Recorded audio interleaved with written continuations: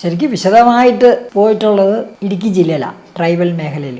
അത് പ്രത്യേകിച്ച് മുതുവാൻ, മന്നാൻ, ആ 2 വിഭാഗമേ വയനാട്ടിൽ അവിടെ ഉള്ളൂ. പിന്നെയുള്ള ഊരാളിയാണ്, പിന്നെയുള്ളത് മലയരയാണ്. അവർ കുറേ കൂടി ബെറ്ററാണ്. പക്ഷേ ബാക്കി ഞാൻ പറഞ്ഞില്ലേ, ഈ മുതുവ അല്ലെങ്കിൽ മന്നാൻ, അവരൊക്കെ വളരെ വിഷമിക്കുന്ന, നമുക്ക് വിഷമാണെന്ന് തോന്നുന്നേ ഉള്ളൂ, പക്ഷേ ദേ ആർ ഹാപ്പി. കാരണം വെച്ചാൽ പട്ടയമില്ലെങ്കിലും ഏക്കർ കണക്കിന് ഭൂമിയുടെ അധിപന്മാരാണ് അവർ. ഒരു മല മുഴുവൻ അവരാ കൊണ്ടു നടക്കുന്നത്. അവരുടെ വീടുകളൊക്കെ നമുക്ക് തോന്നും ആ വീട്ടിൽ സൗകര്യം കുറവാണ്. നത്തിങ്. നമ്മളവിടെ പോയി താമസിച്ച് കഴിഞ്ഞാൽ വളരെ ഹാപ്പിയാണ് നമ്മളൊക്കെ. ഒരു അസ്വസ്ഥതയും നമുക്കുണ്ടാവില്ല. നമുക്ക് പല അസൗകര്യങ്ങളും തോന്നും. കുളിക്കാൻ സ്ഥലമില്ലല്ലോ, കുസി പോകാൻ സ്ഥലമില്ലല്ലോ, മൂത്രമൊഴിക്കാൻ എങ്ങനെയാണ്, ഇങ്ങനെ പലതും തോന്നാം. പക്ഷേ വളരെ സുഖമാണ്. ഇപ്പം ഞാൻ പോലും അവിടെ പോയി കുളിക്കുകയൊക്കെ ചെയ്യുമ്പോഴേ ഇത് ഉണങ്ങുന്നവരെ ആ തോട്ടിൽ ഇരിക്കും. അത് ട്രൈബിൻ്റെ സ്വഭാവമാണ്. അവർക്ക് വേറെ ഡ്രസ്സൊന്നും വേണ്ട, ഈ ഡ്രസ്സ് തന്നെ നനച്ച് അവിടെ വിരിച്ച് ഉച്ചക്കേ കുളിക്കുകയുള്ളൂ. കാരണം തണുപ്പല്ലേ. ഇത് ഉണങ്ങുന്നവരെ ആ തോട്ടിലോ ആ പുഴയിലോ കാണും. ഇങ്ങനെയൊക്കെ ഒരു ജീവിതമുണ്ട് ഇവരുടെ. അപ്പോൾ അങ്ങനെ വളരെ സുഖമായിട്ട് സ്വസ്ഥമായിട്ട് ജീവിക്കുന്നവരാണ്. പക്ഷേ അവരുടെ ഒരു പ്രശ്നം എന്താണെന്ന് വെച്ചാൽ ഇവർ തൃപ്തിയാണല്ലോ, മനുഷ്യൻ്റെ തൃപ്തിയാണല്ലോ വലുത്. ഇപ്പോൾ നിങ്ങൾക്ക്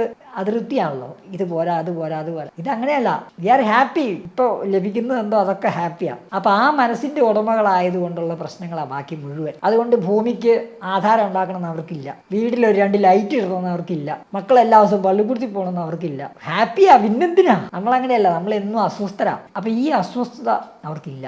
അത് ഗുണമാണ്. നമ്മളെ പുറമേ നോക്കുന്ന ആൾക്ക് ദോഷമായിട്ട് തോന്നുന്നത്.